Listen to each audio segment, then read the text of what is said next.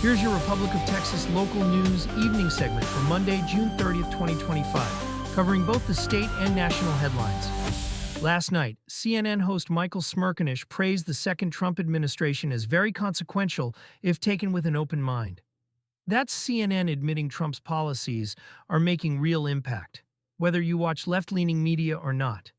While Congress is divided after receiving briefings on the extent of the damage, I'm sure that we've derailed Iran's nuclear program, at least temporarily, and there's some valuable deterrent effect for America's adversaries who witnessed last week's exercise. Back at home, Trump claimed that he's reached a trade deal with China and soon expects the same with India.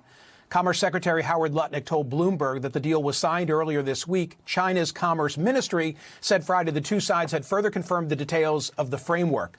Of course, Trump's initial imposition of tariffs wreaked havoc on American markets back in the spring. But now the markets have rebounded and grown. The S&P 500, NASDAQ hit record highs just yesterday. And it's not just the stock market. Inflation, the great economic fear of recent times, seems to be tamed. The rate is now reported at 2.4%, down from a high of 7% just 4 years ago. Meanwhile, blue-collar workers have seen real wage growth of 1.7% in Trump's first 5 months. This is the largest such increase in nearly 3 generations.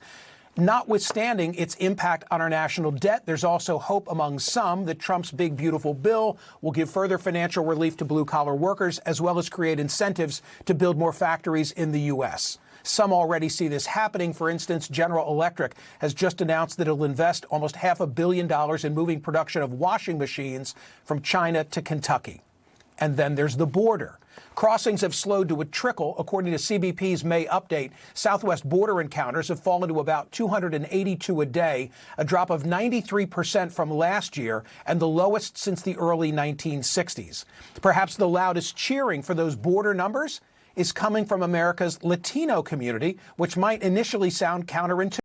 On the national stage, Senate Republicans began final debate over President Trump's sweeping legislation, dubbed the Big Beautiful Bill, aimed at delivering significant tax cuts, enhanced border enforcement, and Medicaid reforms.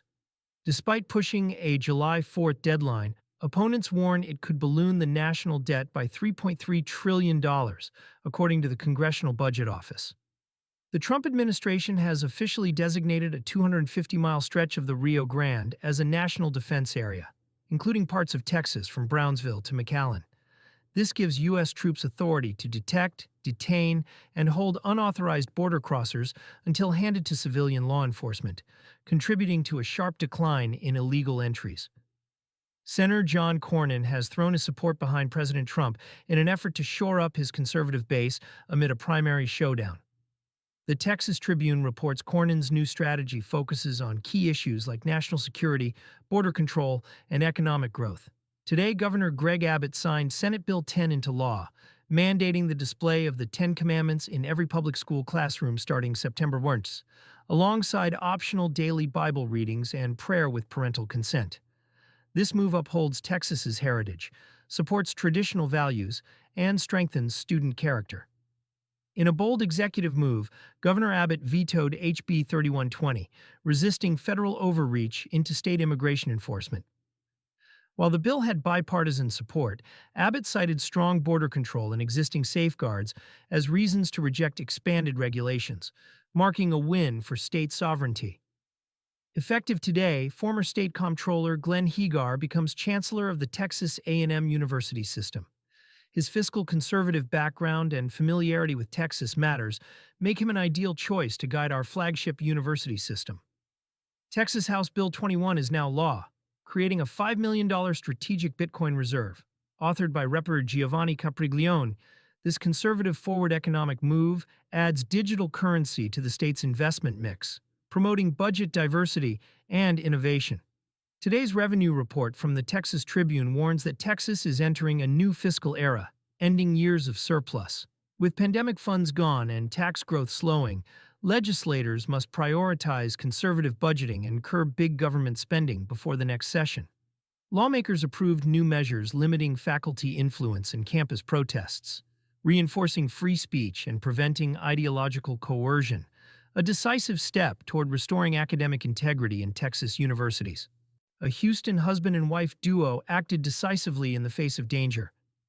On June 27th, surveillance footage shows Javier and his wife at La Sultana liquor store in southwest Houston, confronted by a man dressed in a vest marked Marshall. The suspect ordered Mr. Reyes to the ground, claiming to be law enforcement. But once he revealed it was a robbery, Javier's wife drew her firearm. Javier then fired, wounding the suspect as he fled. He later arrived at a hospital. No charges have been filed against the couple, and authorities commend their handling of a life-threatening encounter. The incident escalated quickly: flashlight, firearm, and coercion. The couple's quick reaction likely saved lives.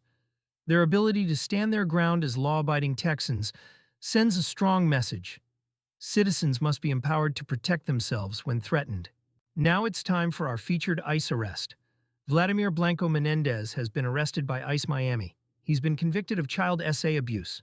Tonight, Texas and our nation are taking decisive steps, bolstering border security with military support, reforming federal spending with tax cuts, maintaining strong border lines, embracing Bitcoin reserves, and ensuring fiscal responsibility. Today reflects Texas's conservative leadership at work. Please do not forget to subscribe to the channel and also like and share this video. That's your Texas update for Monday, June 30th. From our studios in Dallas, I'm Stephen Lucas, and this is Republic of Texas Local News. Strong values, stronger Texas. Good night.